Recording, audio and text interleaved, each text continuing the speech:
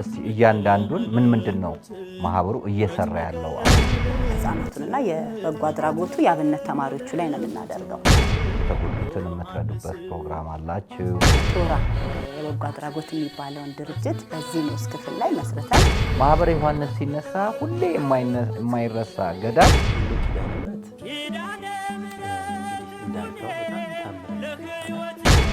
ግመል ቅርጽ ያለው ዛፍ የሚገኝበት ቦታ ነውና ከገመዶቻቸው መካከል አንዷ ግመል ታርፋለች እና ከኢየሩሳሌም ይዘው የመጡትን እና ይቀርባል።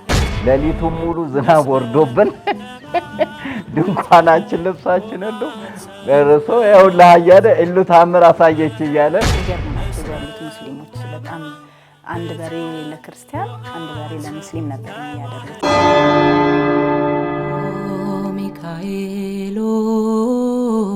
ሚካኤሎ መተንበል የበረከት ጥሪ ከተአምረኛው ገዳም ሙት ከተነሳበት፣ ድውያን ከተፈወሱበት፣ ሽባ ከተተረተረበት ታላቁ ገዳም ሙታንሳ ማር ቅዱስ ሚካኤል ጥሪ ቀርቦልናል። ምስራቅ ጎንደር በለሳ ወረዳ ላይ ያለው ሙታንሳው ማር ቅዱስ ሚካኤል ገዳም። በዚህ ገዳም አባቶቻችን ዋጋ ከፍለው ጤዛ ልሰው ድንጋይ ተንተርሰው ግርማ ሌሊቱን ጸባጋንንቱን ታግሰው እየተጋደሉ ይገኛሉ። ማደሪያቸውን በዓታቸውን መወሰኛቸውን ቅድሚያ ለእናቶቻችን ይሰራ ብለው በትህትና በመናገራቸው ለእናቶቻችን ተሰርቶ አባቶቻችን ግን በእንደዚህ በሚያሳዝን በዓት ውስጥ በሚያሳዝን ማደሪያ ውስጥ ይገኛሉ። እኛም የአባቶቻችንን ጥሪ በመስማት ፈጥነን በመድረስ ቦታውን ገዳሙን በልማት እንድንለውጥ አደራ እንላለን። ለዚህ ቅዱስ ዓላማ አባቶቻችን ያቀረቡልንን ጥሪ ተግባራዊ እንድናደርግ በፍቅር እንጠይቃቸዋለን። ሁላችንም እይታችን ወደ ሙታንሳው ማር ቅዱስ ሚካኤል ገዳም ይሁን። ታላቅ መንፈሳዊ ጉባኤ የመጥምቀ መለኮት ቅዱስ ዮሐንስ ሁለገብ መንፈሳዊ ማህበር የ30ኛ ዓመት ምስረታ በዓልና የመዝሙር አልበም ምረቃ እሁድ ሰኔ 15 ከቀኑ 7 ሰዓት ጀምሮ ገርጂ ሆህተ ብርሃን ቅድስተ ማርያም ቤተክርስቲያን ሰንበት ትምህርት ቤት አዳራሽ በታላቅ ድምቀት ይካሄዳል። ማህበሩ የአድባራትና ገዳማት እርዳታ፣ የአብነት ትምህርት ቤቶች ድጋፍ፣ በዳግም ትንሣኤ የነዳያን ጉብኝት፣ የቤተክርስቲያን ሥርዓተ ጋብቻ ዝማሬ አገልግሎት፣ መንፈሳዊ ጉዞዎች በማዘጋጀት ወላጆቻቸውን ያጡ ሕፃናትን ማሳደግና ቋሚ ገቢ የሌላቸውን እናቶች በመርዳት ይታወቃል። በዕለቱ ብፁዓን አባቶች ቡራኬና ጸሎት፣ መዝሙር፣ ቃለ ወንጌል ይደረጋል። እሁድ ሰኔ 15 ከቀኑ 7 ሰዓት በገርጂ ሆህተ ብርሃን ቅድስተ ማርያም አዳራሽ የመጥምቀ መለኮት ቅዱስ ዮሐንስ ሁለገብ መንፈሳዊ ማህበር 30ኛ ዓመት ክብረ በዓልና የመዝሙር አልበም ምረቃ ላይ ሁላችንም ተጋብዘናል። የክርስቶስ ሰላም ለሀገራችን፣ ቸርነቱ ለሕዝባችን ይሁን። እንደምሰንብታችኋል። ይህ ደረጀ ዘወይንዬ ሚዲያ ነው። በሚዲያችን ሀገራዊ፣ ታሪካዊ፣ ሃይማኖታዊ፣ ባህላዊ፣ ወቅታዊ ጉዳዮችና ሌሎችም ይቀርባሉ። አብራችሁን በመሆናችሁ ታተርፋላችሁ። ለሌሎች በማካፈል ቤተሰባዊነትን ያጠናክሩ። መልካም ቆይታ ይሁንላችሁ። በስመ አብ ወወልድ ወመንፈስ ቅዱስ አሃዱ አምላክ አሜን። እንደምን ሰንብታችኋል? ውድ የደረጀ ዘወይንዬ ሚዲያ ተከታታዮች፣ እንደ እግዚአብሔር አምላክ ቅዱስ ፈቃድ በዛሬው የእንግዳችን አምድ በርካታ በጎ ስራ ከሰሩት ማህበራት ውስጥ በቀደምትነት የሚጠራውን ማህበርን ጋብዘናል። ገዳማትን በመርዳት በህብረት ዝማሬ ብዙዎችን እየዳሩ እንደዚሁም የሰብአዊነት ስራ በመስራት ልጆችን የሚያሳድጉ ከቤተ ክርስቲያን ጋር በመሆን ላለፉት 30 ዓመታት ታላቅ ስራ የሰራ ማህበር ማን ነው ብትሉ ማህበረ መጥምቀ መለኮት ቅዱስ ዮሐንስ ነው። ከማህበር ውስጥ ረጅም አገልግሎት ያገለገሉት ወንድማችን ጥላውን ደቻሳና እህታችን ሚዛን ሀዲሽን ይዘን ቀርበናል። ብዙ ታተርፍበታላችሁ። አብራችሁን እንድትቆዩ በፍቅር እንጠይቃለን። እንኳን ደህና መጣችሁ። እንኳን ደህና ቆያችሁ።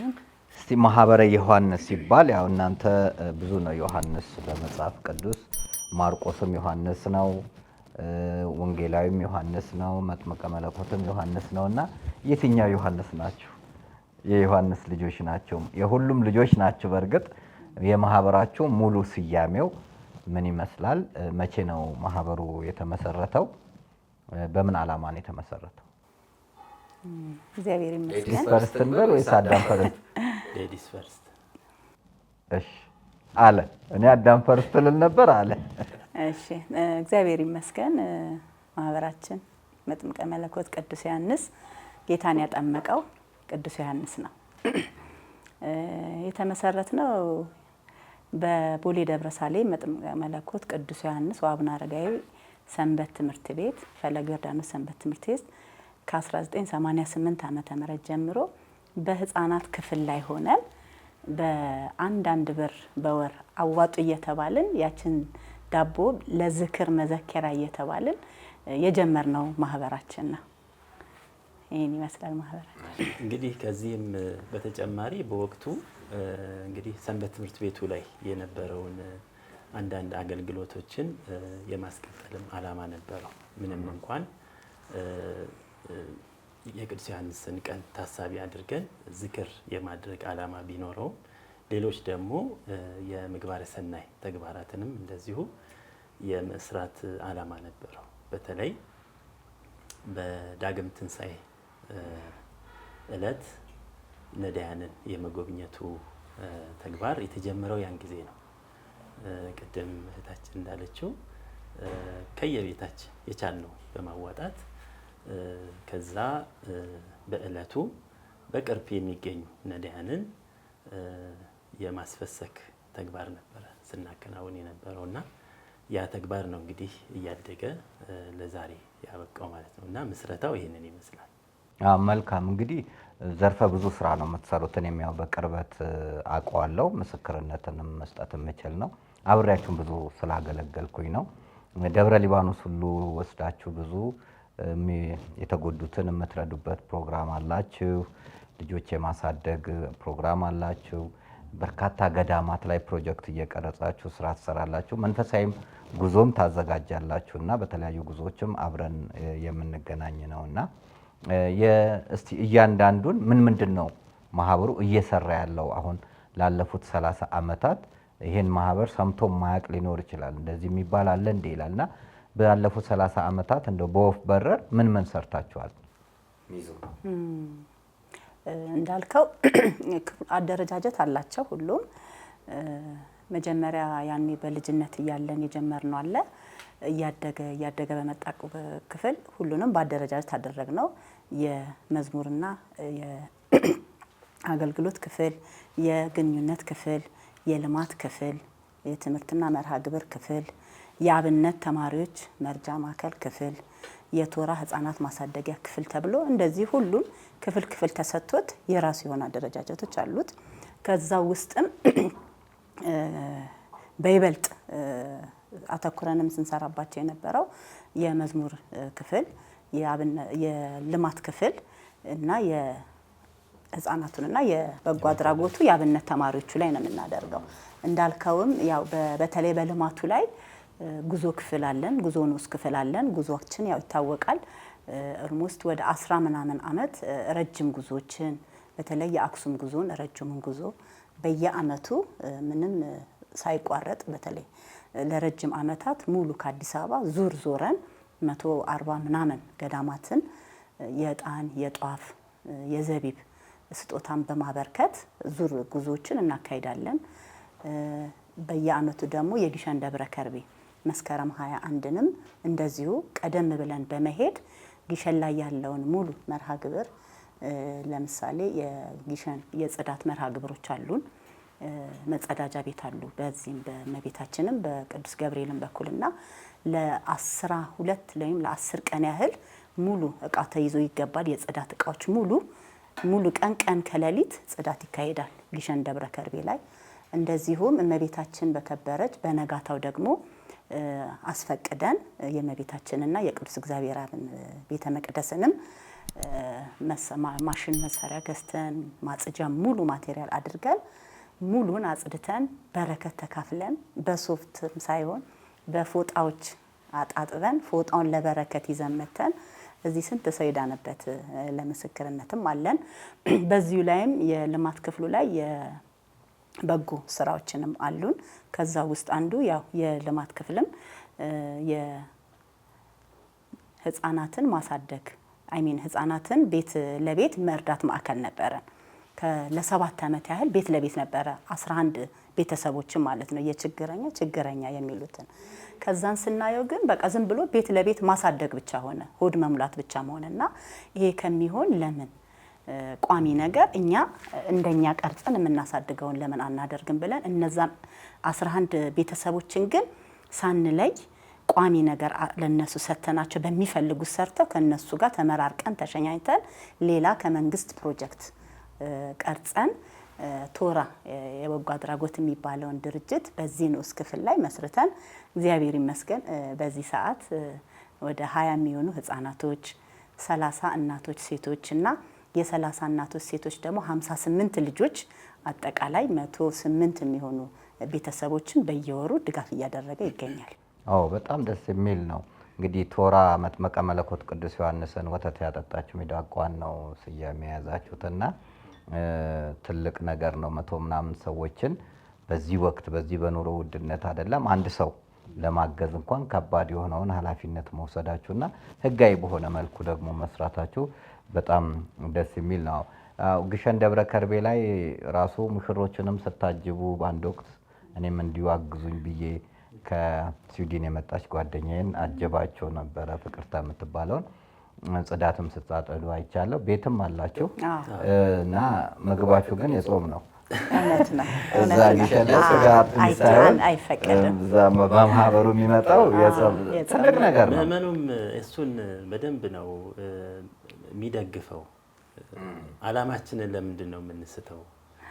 በዛም ምክንያት ብዙ ተጓዦቻችን ከሌሎቹ መንፈሳዊ ጉዞዎች ወይ ደግሞ ማህበራት የሚመርጡት በዚህ ነው እና ምዝገባ አናደርግም። ብዙ ጊዜ ያው ይሞላል እና እሱም ብቻ ሳይሆን ቅድም እንደተገለጸው ያለው የጽዳት የሽንት ቤቶችን የማጽዳት ሂደቱ ከዛ ደግሞ እያንዳንዱ ነገር ስርዓት አለው። ተጓዡ ራሱ እንደ ተጓዥ ሆኖ ብቻ አይደለም፣ አገልጋይ ነው። ሁሉም አገልጋይ ነው። በየቦታዎቹ ላይ ተመድቦ ያገለግላል። 2 መኪና ከሄደ 120 ተጓዦች በአጠቃላይ ይከፈሉና በምንቆይባቸው ቀናቶች ላይ እዛ ማብሰያ ቦታዎች ላይ የሚያበስል ይኖራል። ከዛ ደግሞ ወደ መጸዳጃ ቤቶች ጽዳት የሚሄድ ይኖራል። ሌሎቹንም አገልግሎቶች እኩል እንደ ማህበርተኛ ሆኖ ነው አገልግለን ቆይተን ደስ ብሎን የምንመለሰውና እሱ በጣም ሁል ጊዜም የማይቋረጥ በናፍቆት የምንጠብቀው ጉዞ ነው። እኔ ግሸን ላይ በጣም ደስ የሚለኝ ያው ማህበራቶች ብዙ ስራ ይሰራሉ። እናንተ ጽዳቱ ላይ ትሄዳላችሁ፣ እኛ ደግሞ ማህበረ ወይንዬ ጉባኤ እስከ ሌሊቱ 6 ሰዓት ተከታታይ ሰው በየመጠጥ ቤት በጣም ነው የምናደደው። አረቄ ጠጥቶ ሰክሮ ቢራ እየገባ መደረጉ በጣም ነውር ነው እና አንዳንዱ ማህበራት በየአይነት ይሄ ክትፎ ቁርጥ ሁሉ ሳይቀር ያስገባሉ። ይሄድ ነው ለበጎ ነገር እስከሆነ ድረስ እዛ ላይ ጮማ ልንቆርጥ አይደለም። አዲስ አበባ አለ ሁሉ ነገርና የኛ ማህበር ምግብ አይሸፍንም። እኛ አይምሮን ነው ወንጌል ያገኝ ጥሩ ገዳማት ነው እንጂ ከምግብ ጋር አናዘጋጅም። የእናንተ ደግሞ እዛ ቦታ ላይ የጾም ማድረጋችሁ ሰው እንዳይቸገር ትልቅ ነገር ነው። ራሱን እንዲገዛ ያደርጋል። በቅዱስ ሚካኤል በኩል ደግሞ ኢያቄም ውሃና እንደዚሁ እነ መምህር ዘመድኩን ቀሲስ እንግዳ ወርቅ በቀለ በዝማሬው በምን ጉባኤ ይዙታልና ሰው ጥሩ ነበር። ሌሎች ማህበራት እንዲህ የሚያጸዱ አሉና የማህበራት ተሳትፎ ግሸን ላይ በጣም ትልቅ እየጨመረ መጥቷል። በጣም ደስ የሚል የኛን ዓላማ ተከትለው የጽዳቱንም ሌሎቹንም አገልግሎቶች የሚያገለግሉ በጣም እየበረከቱ መጥቷል። ያቺ ሰሌን ቆባችሁን አርፎ ፊታችሁን አርጋችሁ መለያ በጣም ደስ ይላል። ገዳማትን ስታነሳ አንዴ ሰሜን ወሎ በጣም በረሃብ በተቸገሩበት ቂርቆስ ቤተክርስቲያን ነው። አረንቋቴ ቂርቆስ ሄጅ ያለው አብዳችሁ እዛ ተገናኝተናልና እሱ ነገር አለ። አንድ እሱ ሁለተኛ ማህበረ ዮሐንስ ሲነሳ ሁሌ የማይረሳ ገዳም ቅድስት ኪዳነ ምሕረት ኢሉ ኪዳነ ምሕረት በኢሉ ነው የምትታወቁት እና ኢሉዎች ነው እና ኢሉም ኪዳነ ምሕረት ከእናንተ ጋር ሄጃለሁ እና ትዝ ይለኛል መኪናው ተይዞብን በአሸዋ የመዝሙር ብዛት የተዘመረ የመዝሙር ብዛትና ሙስሊሞቹ በጣም ስነ ምግባር ያላቸው ናቸው። ታምረኛ ቦታ ነው ይሄ የግመል ቅርጽ ያለው ዛፍ የሚገኝበት ቦታ ነውና እስቲ ትንሽ ስለ ኢሉና ስለ ቂርቆስ እናውራ። ወደ ሰሜን ወሎ እንግዲህ ኢሉ ኪዳነ ምሕረት እንግዲህ እንዳልከው በጣም ታምረኛ ቦታ ናት። እንደው ስለ ዛፏም ትንሽ ለማለት ከኢየሩሳሌም በደመና ተጭነው የመጡ 3 ቅዱሳን ቦታው ላይ ደርሰው በጣም አምራና ደምቃ አይተው ስለነበረ ከዚች ቦታማ በረከት ረድኤትን ማግኘት ይኖርብናል ብለው እዛ አርፈው ነበር እና በዛው ከገመሎቻቸው መካከል አንዷ ገመል ታርፋለች እና ከኢየሩሳሌም ይዘው የመጡትን እምነቱን እዛ ቦታ ላይ ያደርጉና ይቀብሯታል። ከቀበሯት በኋላ ግን ቆይተው እዛ ቦታ ላይ የበቀለች ዛፍ የግመሉን ቅርጽ ያዘች ሆና ተገኝታለች። ይሄም ብቻ ሳይሆን እንደውም ተዋህዶም ዛፍ አለ። ኢሉ ኪዳነ ምሕረት የዝናቧ እመቤትም ነው የምትባለው። ይሄም የሆነበት ምክንያቱ በተለይ አንዳንድ ጊዜ በሚያጋጥም ይሄ የድርቅ ዘመን ታቦቷ በምትወጣበት ጊዜ ዝናብ ይዘንባል። ይሄ የአካባቢው ምዕመናን ብቻም ሳይሆኑ የሌሎች እምነት የሙስሊም እምነት ተከታዮችም በደንብ ያስተዋሉትና በዛም ነው የሚለዩት። ታቦቷን አውጡልን ዝናብ ይዝነብልን ነው የሚሉትና እንደውም በአቅጣጫ ሁሉ ነው እሷ ባለፈችበት አቅጣጫ በሙሉ ዝናብ ይዘንብ ነበርና የዝናቧ እመቤት በሚልም ትለያለችና ኢሉ ለኛ መገለጫችን ናት። ብዙ ስራዎችን ሰርተናል በነገራችን ላይ። ምክንያቱም አንደኛ አብነት ተማሪዎች እዛ ቦታ ላይ እንዲማሩ እንዲያገለግሉን በማድረግ ሌላም ራሷ ደግሞ ቤተክርስቲያኗም ራሷን ችላ የገቢ ምንጭ እንዲኖራትም ማለት ነው ህብረት ሱቅ አቋቁመን ወፍጮም እንዲኖራቸው በማድረግ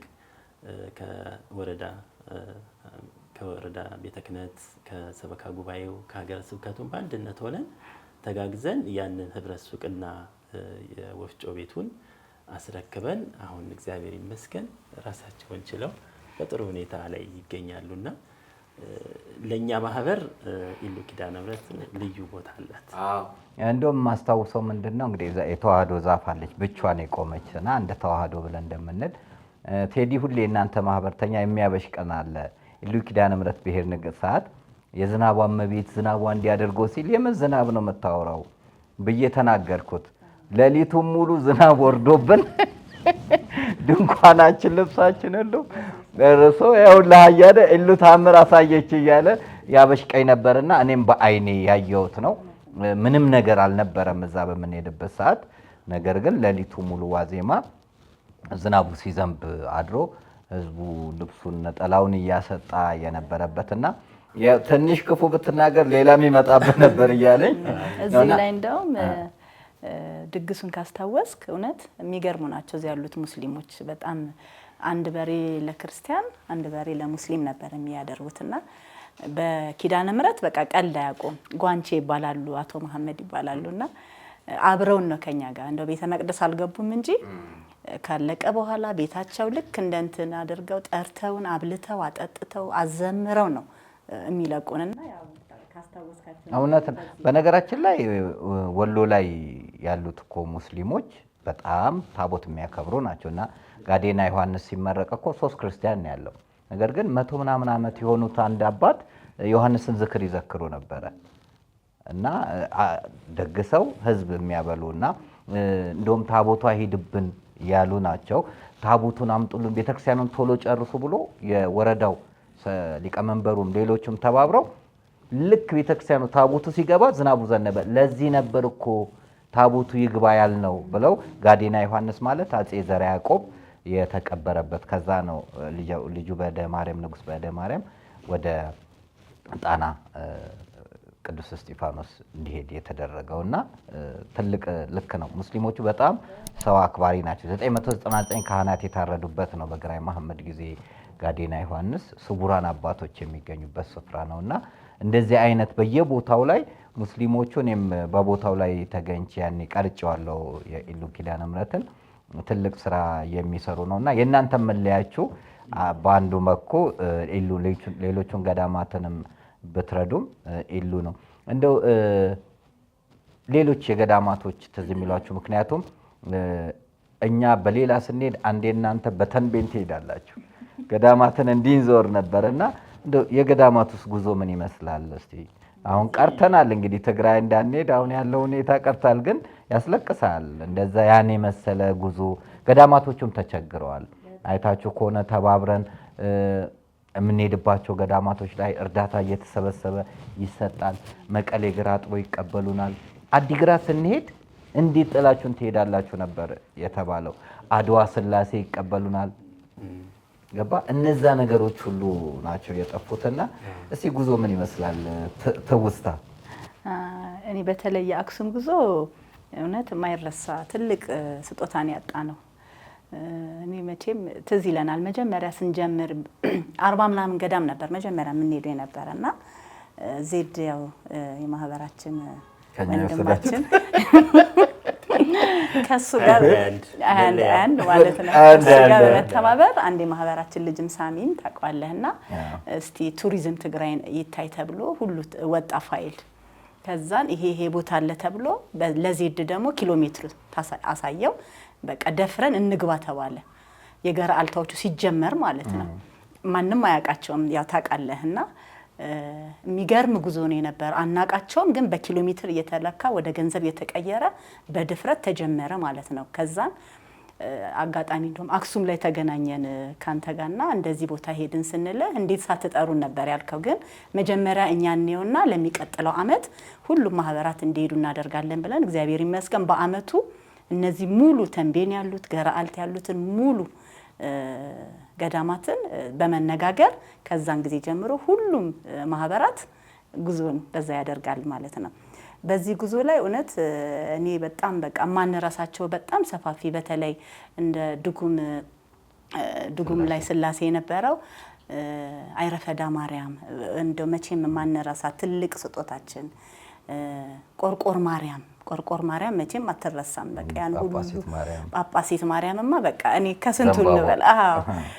ከዛን ደግሞ ስንል አሁንም አንታ ደግሞ ጭራሽ በጣም የሚያስፈራ ለመሄድ የማይመች በቃ እንደዚህ የቆመ ተራራ ላይ እግር እየተገባ እየተቀባበሉን ነበርና የሚሄደው እሱ የመጨረሻ በቃ በጣም ከባድ ግን እግዚአብሔር በቸርነቱ አድርሶና መልሶናልና ልዩ ጉዟችን ነው የነበረው። እኔ ማረሳቸው ናቸው ከጉዞች ውስጥ ይሄን ይመስላል። እውነት ነው።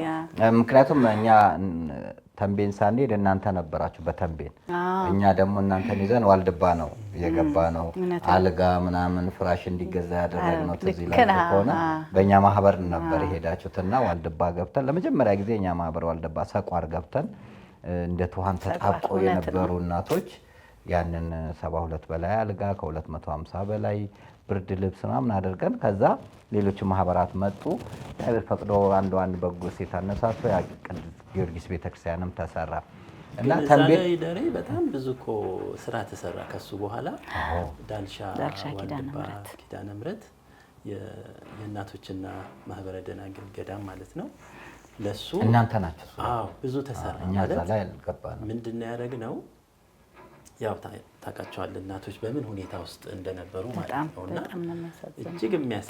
እጅግ የሚያሳዝን ሁኔታ ውስጥ ነበሩ። በአንድ አዳራሽ ውስጥ ከ100 በላይ እናቶች ከአልጋ ማይነሱ እንደው የሚደግፋቸው ድጋፍ የሚሹ በጣም በርካታ እናቶች ነበሩ በእድሜ የገፉ ማለት ነውና ያንን ቀርጸን ከዛ የሚያስተባብሩትንም አንድ ላይ ኢንተርቪው አድርገን የገቢ ማሰባሰቢያ መርሃ ግብር ሁሉ አዘጋጅተን ከዛ ቋሚ ፕሮጀክት ሁሉ ቀርጸናል እና በነገራችን ላይ እሱ ጋር ደብረ ብርሃን ላይ ጉባኤ ሰርተናል። 300 ኩንታል ተብሎ እኔ ነበር ፓስተር አንተ ነበር ያስተባበርከው 320 ኩንታል ለዳልሻ ያዘጋጀነው ነበርኩኝ።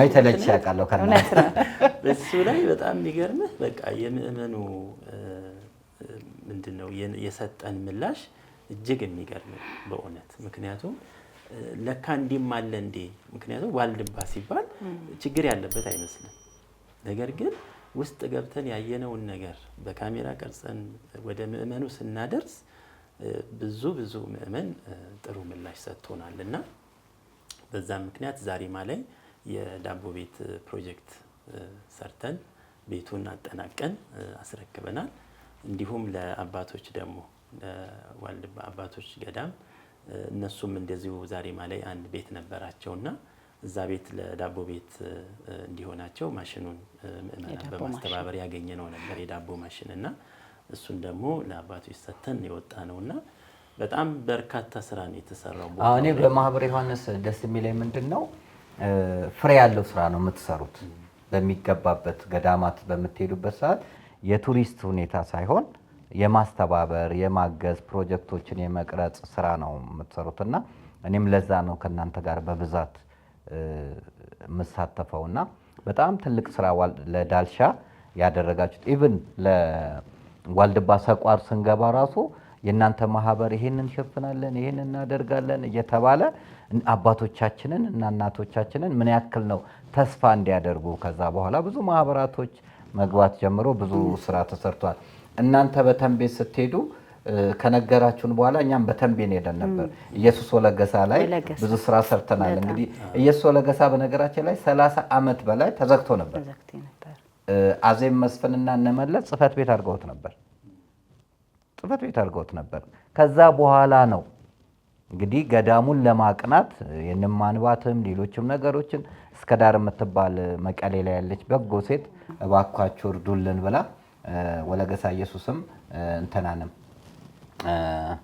ተንቤል ላይ ያለው አባ ዮሐኒ ደስ የሚል ገዳም አባ ዮሐኒ ድረስ የሄደውና የሄድንባቸው የገዳማት ጉዞዎች እንዳለ ማህበረ ፍኖተ ጽድቅ ሌሎቹንም ይዘን በምንሄድበት ደብረ በንኩልም ስንወጣ የምንሰራቸው ስራዎች እጅግ በጣም ገዳም ላይ እንደዚሁ እኮ የወፍጮ ቤቱ ስሪፌዝ ያስፈልገው ነበረ እሱ ስሪፌዝ እንዲገባ አድርገናል የንብ ማነብ እንደዚህ ተግባራት እንዲያደርጉም በርካታ የንብ ቀፎዎችንም እንዲኖራቸው አድርገናል እንዲህ ነው ጉዞዎቹ ከቅዱሳን መካናት በረከትና ረድኤት ከማግኘት ባሻገር ምእመኑ እንደዚህ አይነት የትሩፋት ስራዎችንም እንዲሰሩ የምናደርግበት ሁኔታ በእርግጥም የምናየው ፍሬዎችን እናያለን በየቦታው ላይ ማለት ነው አንዳንድ ገዳማት ምናልባትም የእርሻ ቦታ እጥረት ያለባቸው ይኖራሉ እነዛን ይዘናቸው የምንጓዛቸው ምእመናን አስተባብረን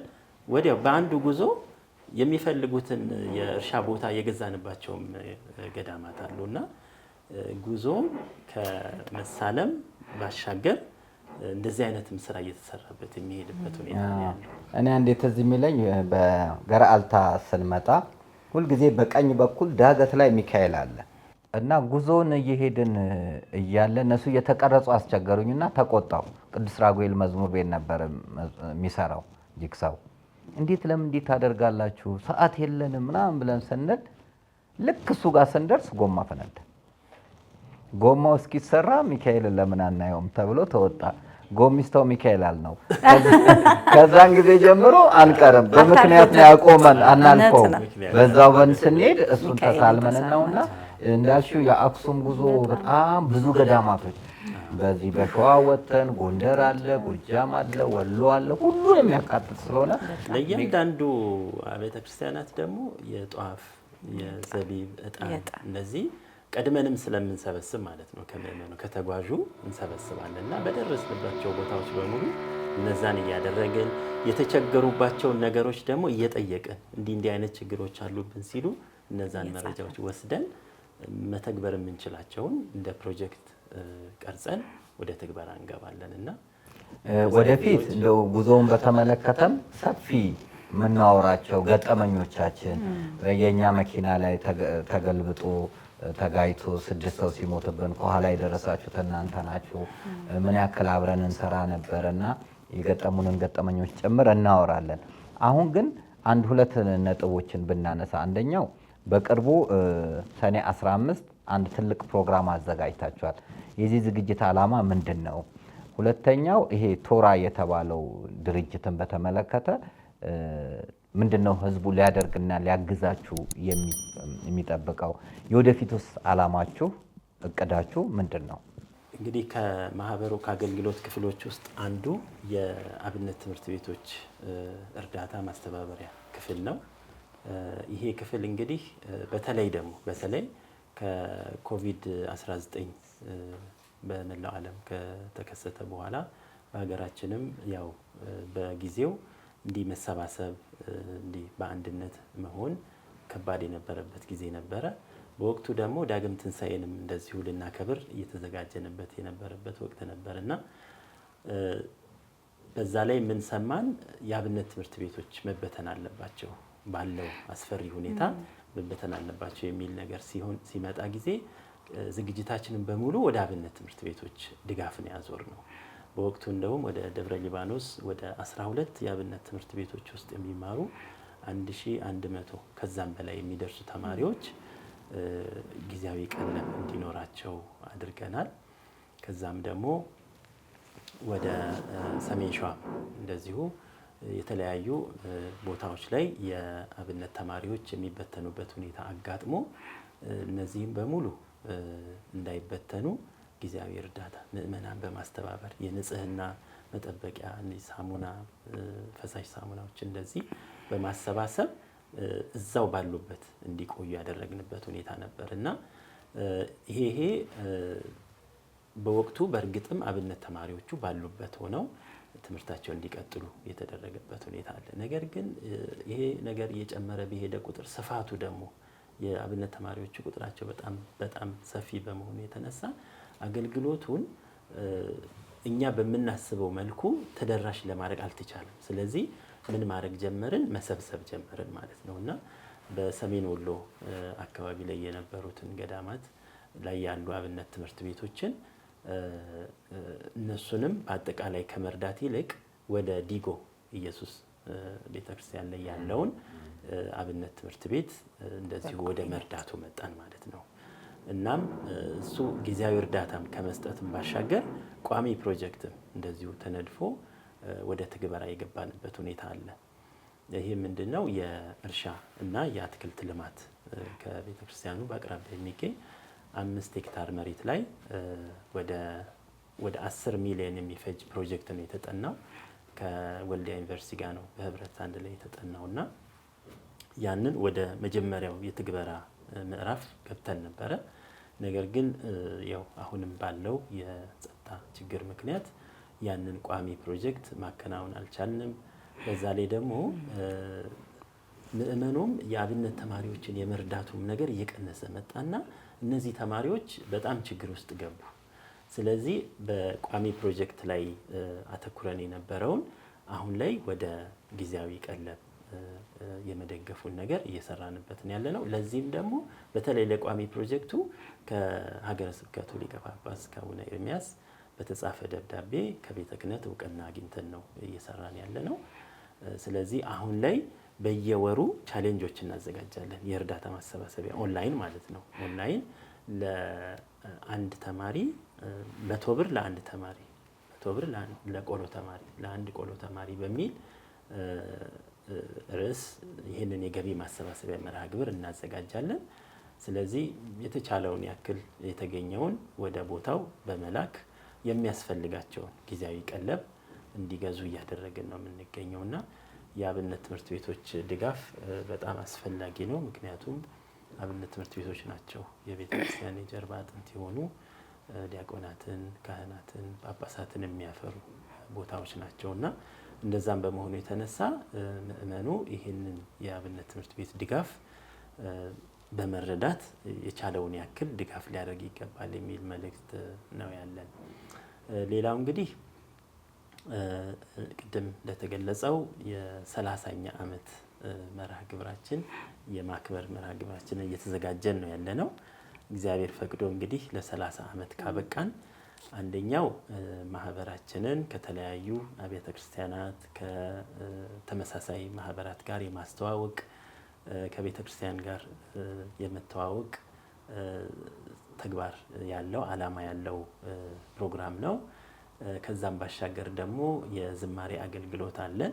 ምናልባት እህታችን ሚዛን የበለጠ ትገልጸዋለች። እንግዲህ እግዚአብሔር ፈቅዶ በዚህ ሰዓት አልበም ልናስመርቅ ነው። የመዝሙር አልበማችን ልናስመርቅ ነው። ስለዚህ በእለቱም ያንን የማስመረቅ መርሃ ግብር ይኖረናል። ስለዚህ ጳጳሳት፣ የተለያዩ መምህራን፣ ዘማሪያን፣ የተጠሩ እንግዶቻችን ባሉበት መርሃ ግብሩን በሆተ ብርሃን ቅድስት ማርያም ገርጂ ማርያም ማለት ነው በዛ ቤተክርስቲያን ሰኔ 15 ከቀኑ 7 ሰዓት ጀምሮ በደመቀ ሁኔታ ለማክበር እንግዲህ እየተዘጋጀን ያለ ነው ማለት ነው። መልካም ነው። በ15 ሰኔ 15 ቀን ከ6 ሰዓት ጀምሮ ከ7 ሰዓት ጀምሮ እንግዲህ በደመቀ ሁኔታ ለማክበር ቀጥታ ስርጭትም አለው። በእለቱ እንግዲህ ያው ቀጥታ ስርጭትም ይኖራል። እንግዲህ መገኘት የቻሉ መልካም፣ ካልተገኙ ደግሞ በቀጥታ ስርጭቱን መከታተል ይችላሉ ማለት ነው። እሺ እዚህ ላይ ለመጨመር እግዚአብሔር ይመስገን መቼ ማህበራችን ያው ብዙም ባይባል እንደው በጥቂቱ የሰራናትን በዚች እለት እናስመርቅ በሚል ነውና በዝማሬ በጥምቀት አገልግሎት ሙሽሮችን በማጀብ ለበርካታ አመታት ብዙ ሙሽሮችን በየአመቱ እናጅባለን። ያሬዳዊ በሆነ መንገድ ዜማ በሆነ እስከዛሬ ስናጅብ ነበረ። እስቲ ለምን የራሳችንን አናወጣም በሚል ነው እግዚአብሔር ፈቅዶ ጥሩ ጥሩ ደራሲያን ጥሩ ጥሩ ዜማ የሚያቀርቡ ወንድም እህቶቻችን የሰጡንን ነውና በዛን ቀን እግዚአብሔር ቢፈቅድ የምርቃ ፕሮግራሙን እናስበስራለን እናስመርቃለን ብለን እናስባለን። በተጨማሪም እዚሁ ላይ ለማያያዝ ወደ ቶራ ህፃናቶቹም ስንመጣ ያው የአባታችንን ፈለግ እንከተል በሚል ነው እንግዲህ ቶራ አባታችንን ካጠባች እኛም እንደ ከምእመኑም ቢሆን ለምነንም ቢሆን እንደ የቻልነውን ያህል ልጆች ብናሳድግ ብለን የተነሳ ነውና ቶራ ላይ እግዚአብሔር ይመስገን በአሁኑ ሰዓት 20 ህፃናት ልጆች አሉን። ከተመሰረተም 5 አመት ሆኖታል። እነዚህ 20 ህፃናቶች 15ቶቹ ትምህርት ጀምረዋል። 5ቶቹ ገና ህፃናት ናቸው። የ1 አመት ጀምሮ እስከ 2 አመት ተኩል ነው ያሉት። እግዚአብሔር ይመስገን መልካም የሆኑ በእውነት የመጣ ሰው ሁሉ አያልፋቸውም። እኛም ሳይሆን ሁሉም ሰው ድርሻ አለው። በቃ ያያቸው ሰው ሁሉ ኃላፊነት እንዳለበት አድርገን ነው እንጂ ወየኔ ወያንድ ሰው ወየከሊም አይደለም። በማህበሩ የአባታችንን ስም ብሎ የሚመጣ ሰው ሁሉ የቻለውን እንዲረዳ ነው። ስንረዳን በሰፊው አንጠይቅም። የቻለ ያድርግልን፣ ካልሆነ ግን ካላቸው ላይ ዛሬ አስቤዛ ከገዙት ላይ አንድ እጅ የምትሆን እንዲሰጡን ነው። መርሃችንም አለች አንድ እፍኝ ለአንድ ልጅ ነው የምንለውና ከተገዛው ላይ 10 ኪሎም ከተገዛ ሩዝ 1 ኪሎ ለኛ እንዲሰጡን እንደዛ በሚል ነውና መርሃችን። በዚህ መሰረት ሁሉም መተው ቢያዩልን ቢጎበኙልን የበለጠ ስራችን ከዚህ የበለጠም ነው ወደፊት ያሰብነውም ማንም ልጅ ውጪ ያለ እናት እንዳያድግ። በተለይ ደግሞ እናት መቼም ካልተቸገረች በስተቀር ልጅ አትጥልምና እናቶችና ሴቶች ላይ ነው በሰፊ ደግሞ እንሰራለን ብለን ያሰብነውና ከዚህ በፊትም 30 ሴቶች ላይ አሉን ፕሮጀክት ውስጥ ያሉ ናቸው። እነዛ 30 ሴቶችም እግዚአብሔር ይመስገን በየወሩ ቀለብ ከሚሰፈርላቸው ነገር ራሳቸውን የሚችሉበትን ስራ እንስጥ ብለን አንድ ፕሮጀክት ተነድፎ ከ2 ወር በፊት ለሁሉም በ30 ሺህ ብር መስራት የሚችሉትን ስራ አድርገን ከወር በፊት ተለያይተናል ከነሱ ጋር። በይበልጥም ግን አሉ ስራቸውን እንዴት መስራት እንዳለባቸውም አያይዘናቸዋል። ወደፊት ደግሞ 60 እናቶች ላይም ፕሮጀክት ተነድፏል። እነዚህ እናቶችን በደገፍን ቁጥር ልጆች አይጣሉም በሚል ነው እንግዲህ መርሆ ያለንና እግዚአብሔር ይመስገን ይሄንን በጋራ ከሰራን እውነት ማንም ልጅ አይወጣምም ማንም እናትም አትቸገርም ብለን ነው ተነስተን ያለነው። ይሄን ይመስላል ባጭር። በጣም ጥሩ ነው። ብዙ ነው ስራችሁ የሰራችሁት። አሁን እንዲህ በቀላሉ ተዘርዝሮ የሚያልቅ አይደለም። ያው ግን ዶክመንተሪ ፊልም ውስጥ የተካተተና በእለቱም የሚቀርብ ስለሆነ እንደ ሚዲያም የኛ ሚዲያ ስለሚገኝና ቀጥታ ስርጭቱንም ከሌሎች አጋሮች ጋር ስለሚያስተላልፍ ህዝቡ ይረዳል ብዬ አስባለሁ። ማህበራት ህብረት እንግዲህ ብዙ ጥረናል። ጥሌም ኮሚቴ ሆነህ አይተናል። ያው የሚበትን እንጂ የሚሰበስብ ስለሌለ ነው እንጂ ማህበራቶች ህብረት ብንፈጥር ያንዱን ዓላማ አንዱ እንዲያግዝ ቢደረግ ትልቅ ነገር ነውና ዲያቆን እንዳለ የፍኖተ ጽድቅ ማህበር ሰብሳቢ ተክልዬ ያለው ማለት ነው። ፍኖተ ጽድቅ ሲባል የጸጋዬ ሳይሆን የተክልዬ አንዳንዴ ተመሳሳይ ስሞች ማህበረ ጽዮን እንደ ይላል። ማህበረ ጽዮን ደግሞ የእንትና የእስከዳር ዘለቀ አለና ይምታታበታል ሰው ልይት ካላለ በስተቀርና እሱም በጣም ብዙ ስራ ብዙ ይደክማል፣ ብዙ ዋጋ ይከፍላል። እንዲሁ ስለ ህብረቶች በነገራችን ላይ ጋብዣዋለሁ። የእናንተም ዝግጅት ላይ ማህበራቶች ሊገኙ ይገባል። በተለይ እንደዚህ ጉዞ ላይ ብዙ ያደረጉ ማህበራቶች ፕሮግራሙ ላይ ጠሪ አያስፈልገውም። የኔ ነው የኔ ስሜት ነው ብሎ ማድረጉ ትልቅ ነገር ነው።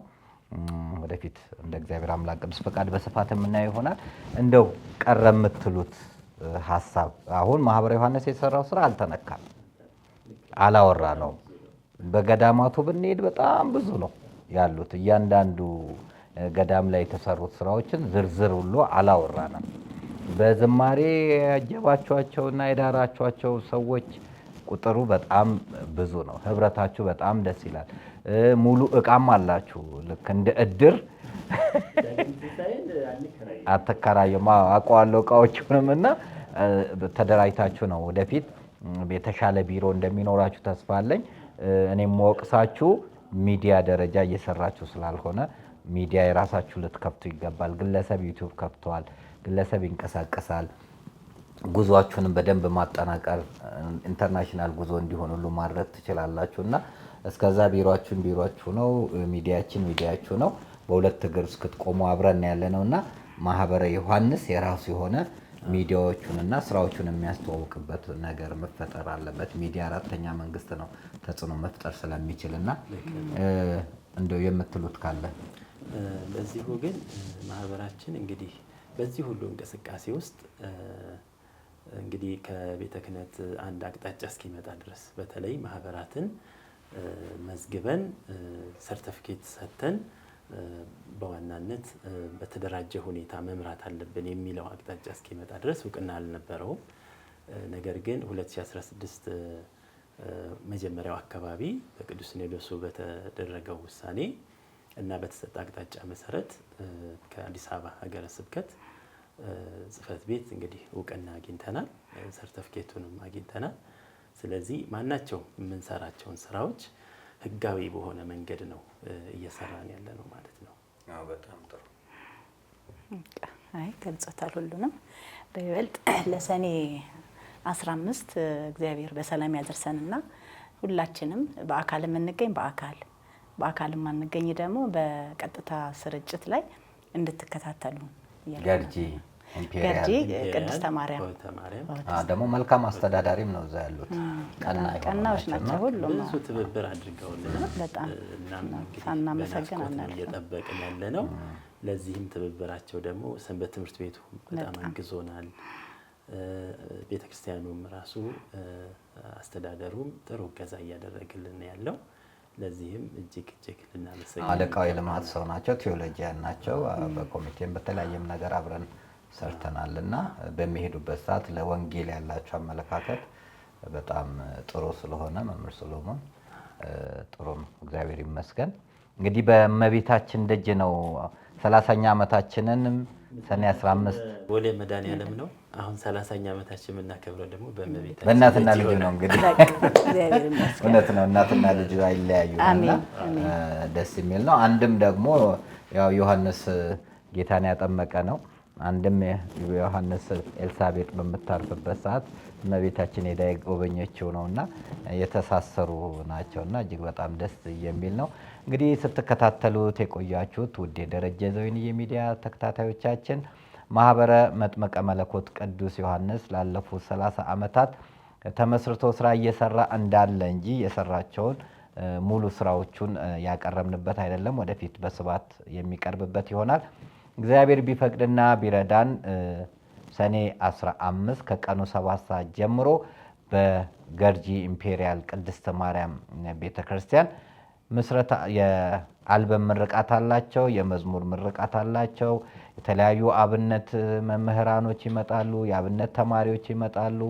ስብከት አለ፣ ዝማሬ አለ፣ ልዩ ልዩ ዝግጅቶች አሉ። በርካታ ሰዎች ተጋብዘዋልና የምትችሉ በሰዓቱ ተገኝታችሁ ጻዳ ልብስ ለብሳችሁ ይሄንን ማህበር 30ኛ ዓመቱን አብረን እንድናከብር ነው። አንድም መምጣት የማትችሉ በውጪ ያላችሁ ደግሞ በቀጥታ ስርጭቱ እንድትሳተፉና ሐሳባቸውን ዓላማቸውን እንድታግዙ ነው። ለማገዝም ሆነ ጥያቄ ማህበሩ ላይ ካላችሁ በስር ባለው ስልክ ቁጥር እየደወላችሁ እንድታናገሯቸው አደራ እንላለን። የኛ ምስክርነት እውነት ነው። ሲሰሩ፣ ሲደክሙ፣ ላብ ሲያፈሱ፣ መዝሙር ሲያጅቡ፣ ገዳማትን ጉዞ በማድረግ የተለያዩ ገዳማትና አድባራትን የተዘጉትን ሲያስከፍቱ፣ በጎ ነገር ሲያደርጉ አይተናል ብቻ ሳይሆን አብረናቸውም ተሳትፈናልና 30 ዓመት በእንደዚህ አይነት መቆየት እጅግ በጣም ከባድ ነው። የእግዚአብሔር ቸርነት ስለረዳቸው ነው ይሄን ያክል ጊዜ ተጉዘው ያልገቡበት ገዳም የለም፣ ያልረዱት የለም። ለብዙዎች በቀናነት እያገለገሉ ያሉ ነው። እንዲሁም ደግሞ ዘርፈ ብዙ ፕሮጀክቶችን ይዘዋል። ልጆች ላይ መስራት ትልቅ ነገር ነው።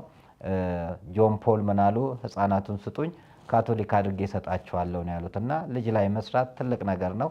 እንዳይበተኑ እንዳይጠፉ ማድረግ ያስፈልጋልና እነዚህንም ሐሳቦችን ከነሱ ጋር በመጋራት እንድናገዛቸው እንድናበረታቸው አደራ እንላለን። ቤተክርስቲያን አንዲት ናት፣ ዓላማችንም አንድ ነው።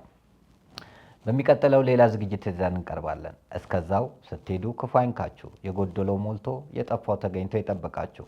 የእግዚአብሔር ቸርነት፣ የእናታችን የእመቤታችን የቅድስት ድንግል ማርያም አማላጅነት፣ የጻድቁ አባቴ የአቡነ ሲኖዳ ተራዳይነት አይለየን። ሰላም ለኢትዮጵያ ይሁን።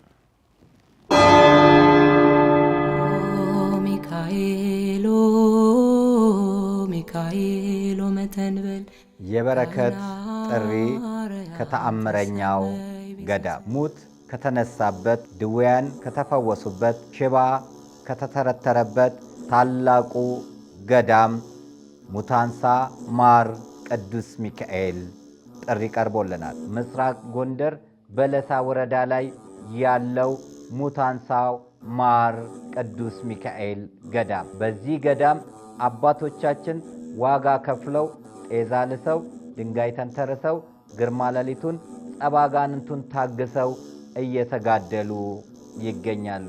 ማደሪያቸውን፣ በዓታቸውን፣ መወሰኛቸውን ቅድሚያ ለእናቶቻችን ይሰራ ብለው በትህትና በመናገራቸው ለእናቶቻችን ተሰርቶ አባቶቻችን ግን በእንደዚህ በሚያሳዝን በዓት ውስጥ በሚያሳዝን ማደሪያ ውስጥ ይገኛሉ። እኛም የአባቶቻችንን ጥሪ በመስማት ፈጥነን በመድረስ ቦታውን ገዳሙን በልማት እንድንለውጥ አደራ እንላለን። ለዚህ ቅዱስ ዓላማ አባቶቻችን ያቀረቡልንን ጥሪ ተግባራዊ እንድናደርግ በፍቅር እንጠይቃቸዋለን።